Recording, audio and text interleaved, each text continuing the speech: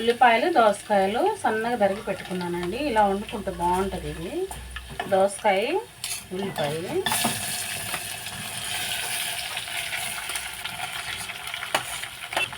మనం తాలింపు వేయగానే మనం మంట ఆపుకోవాలి.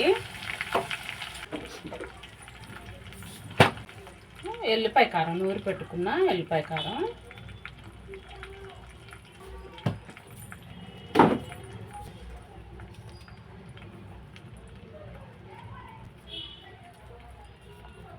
సాల్ట్ వేసాను,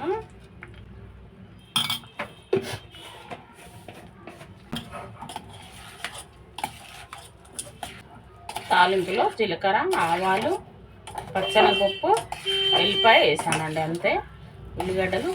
ఉల్లిగడ్డలు దోసకాయలు ముందు మనం సన్నగా తరిగి పెట్టుకోవాలి.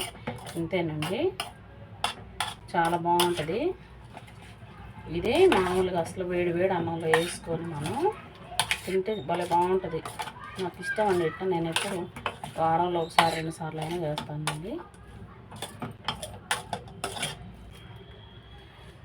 నాకైతే కొంచెం ఇంట్లో పరిస్థితి వల్ల నేనైతే వీడియో చేయలేకపోతున్నా ఫ్రెండ్స్. నేనైతే వీడియోలు చేయకుండా అయితే మాత్రం ఉండను. నేను వీడియోలు తప్పకుండా చేస్తా. కొంచెం ఇంట్లో పరిస్థితి వల్ల అప్పుడప్పుడు ఆగాల్సి వస్తుంది. తప్పకుండా వీడియోలు చేస్తాను నేను. నాకు వీడియోలు మీరు షేర్ చేయట్లేదు ఫ్రెండ్స్. మీరు చేసే లైక్ నాకు ఎంతో విలువైంది.